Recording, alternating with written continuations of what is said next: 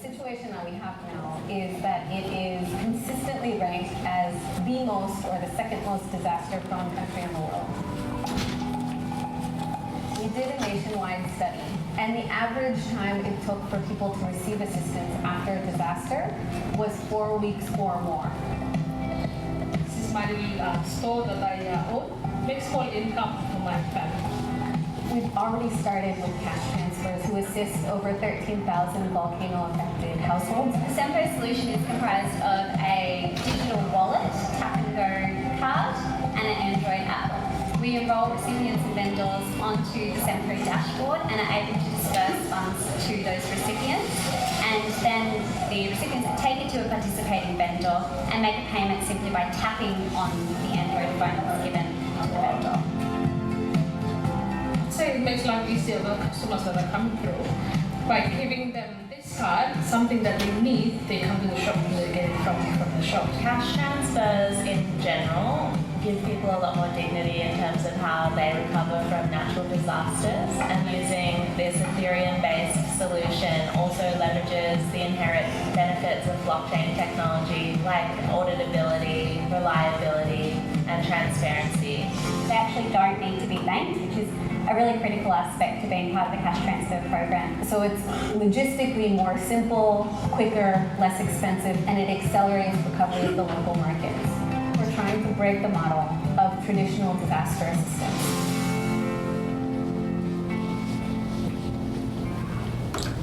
It's my pleasure to introduce Sandra Hart of Oxfam.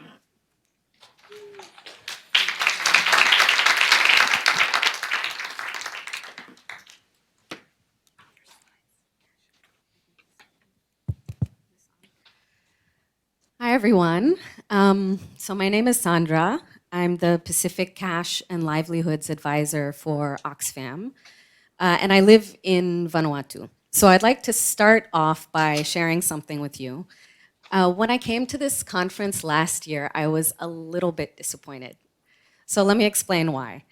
Of all the amazing solutions that were offered by those attending, of all the claims of blockchain for social impact through innovation and technology, there were so few people present that actually worked in, lived in, or were from the countries where these impacts are pressing and urgent, and where these social challenges are a daily reality. I think we're getting better, just looking around the room now. It was very clear that, despite the immense promise of blockchain for social impact, that this was a conversation that was overwhelmingly happening in the developed world, in the global north. I'm convinced that in order to make good on all of these promises, that we need to make sure that these solutions are relevant to the people that they purport to serve, and that we need to take these innovations and open up the conversation to those in the global south. Pull these solutions out of the current environment and ground them in communities, in villages, and with the people that are on an everyday basis struggling through these social challenges that we're trying to make an impact on. The same problems that those in this forum are seeking to solve. So in my work with Oxfam, I wanted to see and I wanted to build a blockchain solution that was built from the bottom up, starting with feedback and participation from these communities and these people. So let me tell you about one of these people. This is Nike Kalran.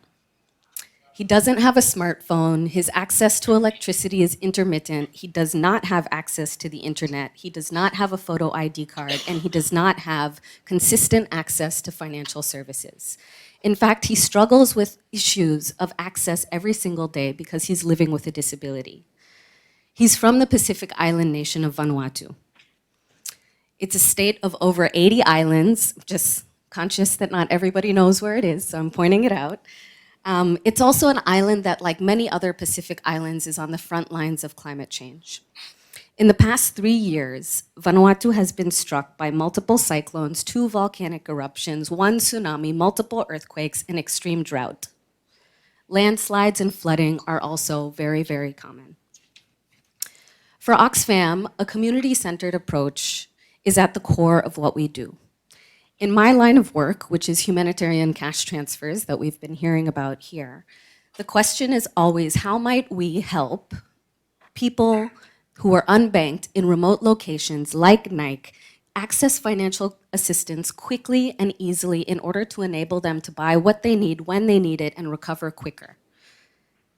Sempo, the startup that we partnered with, has been getting cash to unbanked people in remote locations in Lebanon, in Iraqi Kurdistan, for the last year and a half. Part of their core philosophy is that technology cannot just be dropped into a community and be expected to work.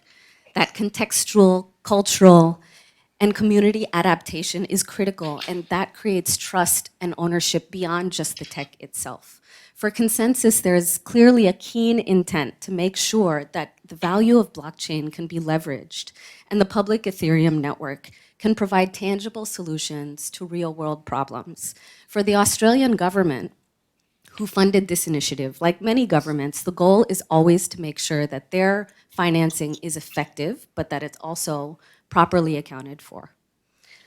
So in partnership, we were all on the same page, and we were willing to take a leap of faith, inspired by shared values. And so we set off to run a use case in one of the world's most remote and complex environments. So I'm here to tell you how we did it. So the idea is very simple. It is not a new idea. If you can't get cash to individuals, give them digital credits instead and create a network of vendors where they can spend those credits. Then you just repay the vendors because it reduces by an order of magnitude the number of people that you need to get money to. Again, not a new idea. It has been done all over the world. It's being done on the blockchain. It was done in Vanuatu in 2015, but unfortunately, it is often done quite slowly and on paper. So we wanted to do this faster, cheaper, and more transparently, to leapfrog and test whether we could accelerate this process using the most advanced iteration of the technology available. And so, of course, that was blockchain in the form of the platform that has been built by Sempo. By the end of the program, the reality of execution in this case was obviously complex. Vanuatu is an environment where the internet goes down for days at a time. And the key goal was to create a system that was robust, easy to use for recipients, easy to use for vendors, and that could bridge existing gaps in connectivity, digital and financial literacy, and where we could encourage the continuous circulation of value and of money within the community itself. This is a much simpler version of what actually happened in Vanuatu. So what we did, we onboarded 187 recipients, so 935 people in total when you count all of their families. 28 vendors, including schools, fresh food vendors, and small shops, single mothers, widows, people with disabilities. We ran around 10,000 Australian dollars through the system. We did this in a month. And with this card, Oxfam in Vanuatu really changed the game. So we didn't just change the way that we were delivering assistance, but we actually changed the way that disaster assistance in Vanuatu was being perceived. Why? Because it's simple, it's easy to use, it's safer than carrying cash, and it's inclusive because it's so simple. So no matter how small or large the vendor, no matter how old or young the recipient, everybody is playing a role in the process. We reduced onboarding time. So from registration to distribution, from over an hour in the previous program to just under 6 minutes. We were able to disperse funds into people's digital wallets on the spot. Within the day, recipients were enrolled and shopping in their local stores with dignity, choice, and control over what they were able to buy and when at their convenience. For the first time in history, Oxfam in Vanuatu staff and simultaneously staff working for Oxfam in Australia, managers, field officers, finance officers were able to see what was happening in real time on a live dashboard. Who was purchasing what, when, where, and from whom. That meant that we were able to troubleshoot issues and resolve complaints within hours instead of days. Reporting was also very quick and very straightforward. So this is not the first blockchain solution for delivering disaster assistance, as we've heard. So what makes it different? In this case, Sempo's product is extremely flexible. It's easy to customize. it works through the philosophy that you need to listen to what the community says and then adapt. So the SEMPO team was on the ground in Vanuatu for over 3 weeks, focused on working with communities to update and adapt the product to their needs. That's Nick, who works with SEMPO. Adapting the product to people's language, people's preferences, what they regularly buy, and who the vendors are that they frequent the most. So this use case is an excellent example of community-based product iteration. How exactly did we build this system? So we decided to take a note from Bifrost and use a stable coin in order to allow us to take and track the flow of donor funds, quickly and transparently transfer those funds across borders and directly into the digital wallets of recipients. Because funds were already provided in tokenized form, this created end-to-end transparency. It also means that instead of holding a representation of value in the form of a traditional voucher, which has no intrinsic value, it's almost like monopoly money or a video arcade token, that recipients and vendors were now trading assets that were globally recognized as having value, rather than only having value because Oxfam promised or another NGO promised them that it was so. This is what we call a crypto-collateralized voucher. The stablecoin DAI is used to lock up the funds and use them as collateral to mint a secondary token, which in this case is the e-voucher. The funds in the voucher can then only be unlocked by a whitelist of approved individuals or organizations who are able to unwrap the funds and then make them available in fiat currency. People still need cash at the end of the day, today anyway. This process means that virtually anyone in Vanuatu who was meeting the local requirements for being able to pay for goods and services was able to act as a guarantor of that value. So not just Oxfam, but also some of the vendors could pay out other vendors.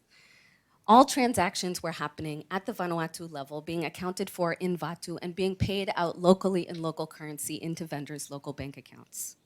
So this again was an acceleration.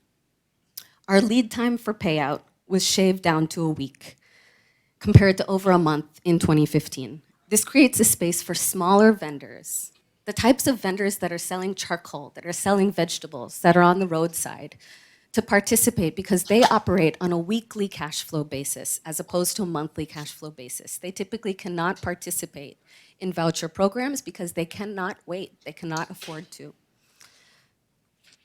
So this sort of voucher also protects against some other issues in humanitarian assistance. So for example, fluctuating and unstable local currencies and local financial infrastructure, especially after an acute event. The locking in of value at the outset of the program, using the stablecoin as collateral, also protects donor funds against budget issues. So this is budget mismanagement by NGOs, which does happen.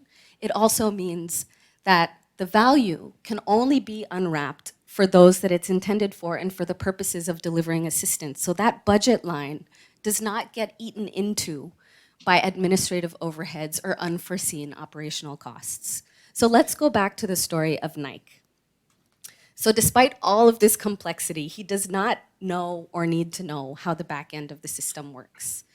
Because the front end is simple, it's easy to use, and the interface has been co-developed with him and within his community to suit his needs. In fact, his user experience, his ability to purchase goods and services easily and as he chooses and quickly is one of the primary things that gives the entire application real world value, not just digital value, extrinsic value, social value, because it starts to solve some of his everyday issues with purchasing goods and accessing cash. So Oxfam now, as a global nonprofit, is positioning itself more firmly in the blockchain space, not just through this use case, but also to ensure that this use case and other use cases like these are ethically conducted and that they're also community-centric, that we're getting more of this bottom-up instead of a top-down approach. That these use cases also capture the voices of users that are not present in spaces like this, that are not present in the tech space, that are not usually able to engage in that space so that they can also engage meaningfully. We have a global network across 90 countries. We work with dozens, hundreds of civil society organizations in those areas. And we are experts in what is now called social impact. So we see blockchain technology as a tool to amplify that impact. So as I stand here, Oxfam also has 4 other live use cases across 4 continents. For even Oxfam's smallest offices, with this sort of solution that I'm presenting to you that was tested in Vanuatu, all of our small offices, all of our small civil society partners, all of a sudden can use this platform because it's open for all to use. So we do not own it. This is a third-party developed platform. It allows even the smallest organization to transparently account for funds and deliver assistance in a way that empowers their community. Why? Because the tech is smart. The tech is doing most of the heavy lifting for them. And thereby the entry barrier is going down in terms of who can deliver and where. So this opens doors. Imagine this. The use of a stable coin to guarantee value suddenly means that vouchers that are collateralized in this way are potentially borderless, not tied to a single country, not tied to a single donor. It also means that you could have a single NGO, you could have a consortium of NGOs, you could have multiple donors, all 3 or more, using the same platform to track the delivery of a common source of funds to people affected across multiple countries concurrently. Think about multi-island assistance. Think about climate change. The Pacific has 25,000 islands. Think about the path of a hurricane or a cyclone. It just doesn't discriminate according to what border it's crossing. So this sort of full end-to-end transparency builds trust, and it benefits both sides. Also through the approach. It benefits those who give, and it also benefits those who receive. And if it can work in a context like Vanuatu, then Vanuatu also all of a sudden has the unique opportunity to give something back with immense impact to the rest of the world and to other countries that share its challenges. The fact that we have effectively stress tested this type of solution in such a challenging environment means that it is now more robust, it is more adaptable, it is more resilient. For a very small, very remote Pacific island country, this is a really big deal. So we, Oxfam, SEMPO, and Consensus, are now well aware that success isn't just about the quality of the product. It's also about the approach. For impact, localization is crucial, but you shouldn't be limited by the nature of the location that you're testing your solution in, where you'd like to scale it. Even the smallest communities have the capacity to contribute something significant to big ideas. So for those of us in the global south, we are many. We are many, many, many small communities.